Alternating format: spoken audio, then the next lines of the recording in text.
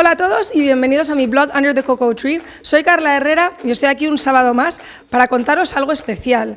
He descubierto a una persona a través de todas esas redes que hay en WhatsApp de amigas que estaba dando una charla sobre cómo nos desconectamos a través de nuestros iPads, tablets, teléfonos con el resto de nuestras familias y el gran problema que se ha convertido en nuestra sociedad, ¿no?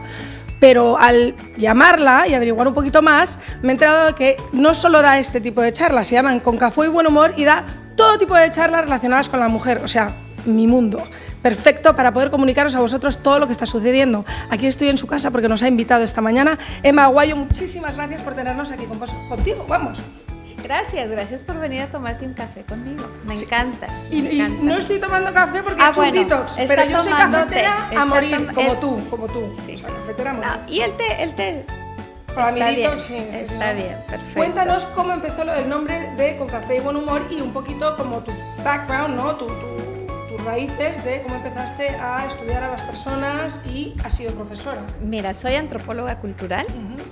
Y pues me dedico a estudiar a las personas, me he dedicado a la educación y mis hijos, que tengo 6, siempre llevaban a la casa a sus amigos o me caían vecinas y me decían, fíjate que tengo este problema con mi hija adolescente o que tengo este problema que no puede leer mi hijo, y yo siempre les decía, ven a la casa a tomarte un café y platicamos y pues solucionábamos un poquito el mundo. Entonces mi hija mayor me dijo, ¿por qué no haces Con Café y Buen Humor? Claro. Y así empezaron las charlas, Con Café y Buen Humor. Y también porque empezó a viajar un montón, que tuviste que empezar con tus charlas. Bueno, sí, son móviles ahora, son móviles ahora porque pues con el trabajo de mi marido vivimos 5 años acá y luego 3 acá o 10, no sé. ¿Cuántos años llevas aquí en San Pedro? 1 año. ¿1 año? Pero yo ya me siento sanpedrana. ¡Qué maravilla! Ya digo puchica. Ya dices puchica, me encanta, es una de mis palabras favoritas, tengo que decir. Y entonces llevas 1 añito, pero ya has dado varias charlas aquí. Sí, ya he dado aquí varias, ya he dado SOS Tengo un Hijo Adolescente, he dado uno de Entrenando al Marido y he dado uno de No hay devoluciones. Y ese es para los hijos cuando ya dices tú, ¿qué hago con este niño? Bueno, no hay devoluciones. Pues me parecen interesantísimas, la verdad que me gustaría escuchar un poquito de todas y creo que a muchísimas de las personas que se las han perdido, o sea que definitivamente a ver si nos vuelves a invitar a contarnos más sobre cualquier tema de esos en profundidad. Encantada, te tomas un café. Sí, exacto, entonces si Dios quiere ya estaré tomando café otra vez. Cuéntame un poquito sobre esta, porque sí me ha interesado mucho el tema de las tablets, porque hasta cierto punto es un mal necesario. Yo también quise educar a mis hijos en todo el tema Montessori, entonces, por ejemplo, el primero lo tuve sin mirar un iPad hasta los 2 y medio. Sí, bueno, antes de los 2 y medio no se recomienda y es algo que vemos que lo hemos visto en muchos estudios y son conocimientos generales que ya tenemos. Antes de los 2 años no es recomendable que los hijos vean mucha pantalla. ¿Qué puede pasar? Mira, las mamás y los hijos aprenden por imitación. Yo se los comentaba a mis alumnas el día del curso. Si tú traes una galleta en la mano, tu hijo chiquito, incluso tu hijo grande, quiere una galleta. Si tú traes un carro o si tú traes una bolsa de un tipo, tu hijo o tu hija van a querer lo mismo. Si tú traes un celular en la mano, tu hijo o tu hija van a querer un celular en su mano. Entonces, hay que tener cuidado porque nuestros hijos aprenden por imitación. Lo que más me mortifica a mí no es lo que puedan aprender a traer el celular todo el tiempo, sino lo que van a dejar de aprender. Y esos estudios ya son muy extendidos a nivel mundial porque lo que estamos dejando de aprender son relaciones sociales. Estamos dejando de aprender a manejar las emociones. Entonces, ya hay estudios de muchas universidades que a los 12 años un niño se suicida porque tiene un problema y no sabe cómo se siente o no sabe cómo decírselo a alguien. Y el iPad o el teléfono no te solucionan cosas de la vida real. Ni creo que de alguna manera tampoco te ayudan a crear bases tuyas de personalidad para afrontar situaciones y cosas positivas también, porque yo pienso cuando empecé a ligar de pequeña o llamaba a un chico a mi casa, que para empezar tenía que llamar a la casa y pedir hablar contigo, o sea, la vergüencita de tener que... Exacto.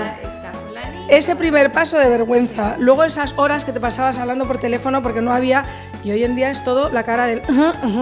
O sea, al final eso ha quitado mucho de la exposición de cada persona, ¿no?, ante situaciones. Están los niños con una carencia del conocimiento sobre sus emociones, que de por sí es algo difícil. y sobre cómo relacionarse con las demás personas. Entonces, no podemos, como habíamos platicado, no podemos agarrar el celular y echarlo a la basura porque sería vivir fuera de la realidad y eso tampoco es bueno. Pero sí tenemos que tener una estrategia para vivir con eso y no carecer de las relaciones sociales. Tú me estás diciendo que no tomas, ¿cuántos días tienes sin té? ¿Sin café? Ya llevaré como 30. Ah, bueno, ya es algo, es un detox grande. Entonces, con el celular no podemos hacer un detox. Yo no te puedo decir, deja 30 días tu celular, porque ahí trabajas, ahí haces mil cosas. Ni tampoco te puedo decir, los lunes no uses el celular. El detox digital tiene que ser más bien diario. Limita tus horas. Eso es a lo que vamos, limita tus horas. 2 horas de pantallas para un adulto es más que suficiente. Sí, además hay una manera de que puedes llegar a ver cuántas horas has estado en el teléfono metido en redes sociales, que eso te asustas. Aplicaciones para todo y tenemos alarmas para todo. Y entonces es muy bueno, el celular es muy bueno. Lo importante es que nos sirva para lo que sirve, que son para alarmas, para aplicaciones, y que para lo otro usemos otras cosas. Un ejemplo del restaurante y herramientas que comentábamos en el curso. Estás en un restaurante con tu familia y el niño de 3 años se pone inquieto. ¿Qué haces? Claro. Le das el celular. Lo primero es darle. Por supuesto. Entonces hay que tener otras herramientas para que yo no llegue a eso. ¿Qué puedes hacer? Ideas. Y ahí te van una lluvia de ideas que creo que pueden servir.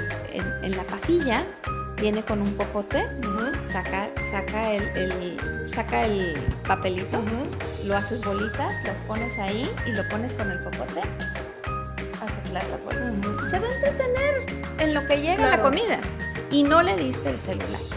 Y es algo que ya tienes ahí en el restaurante. Lo puedes poner con su agua que le dieron a soplar y ya ves cómo hace burbujitas. Bueno, nomás no quiero que se tire nada de agua. Entonces está soplando hasta que sube, ya cuando llega deja de soplar. Aparte les estás dando terapia de lenguaje, porque el soplar es terapia de lenguaje. Cosa que falta en los niños.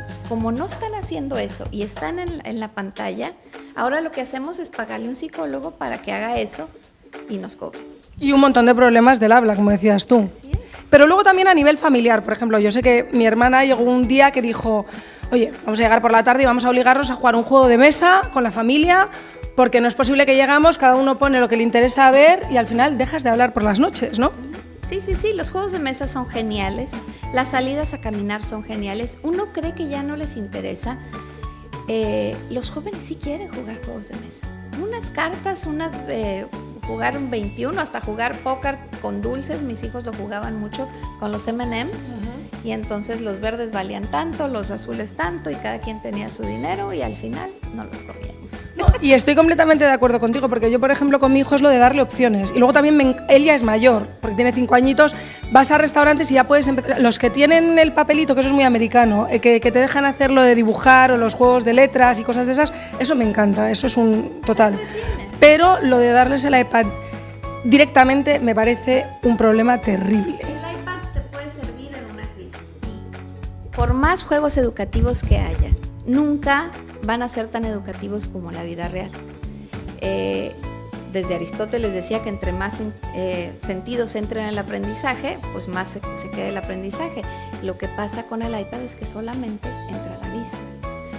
Es muy bonito y hay muchos programas muy educativos, pero hay un estudio que a mí me llamó mucho la atención, que ponen a un niño leyendo el cuento de Caperucita Roja en el iPad y se sale el monito, todo muy educativo, todo muy lindo, y resulta que solamente se le encienden unos poquitos, estaba todo conectado, unos poquitos en el cerebro.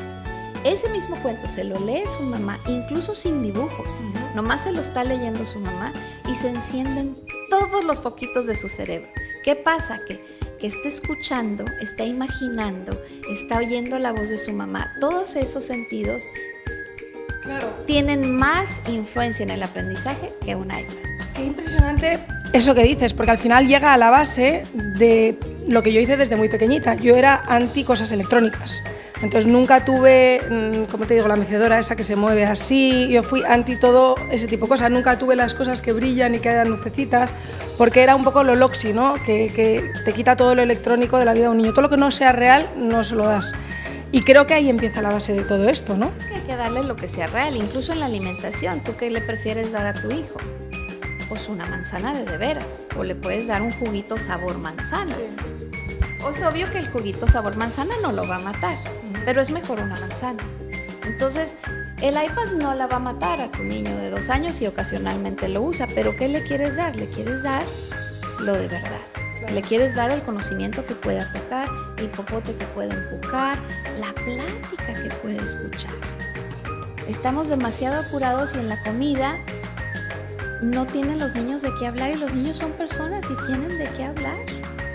Bueno, y decíamos que tienen de qué hablar y sobre todo queremos que nos hablen, ¿no? Porque gran parte de lo de los suicidios que me estabas hablando tú y yo estoy hablando con San Juan de Dios hace unas semanas, ese es el problema, que al final se acaban suicidando y a veces dices, ¿y cómo fue? Y el niño ha estado pidiendo ayuda a gritos y nadie se había dado cuenta. Esa era una babosada.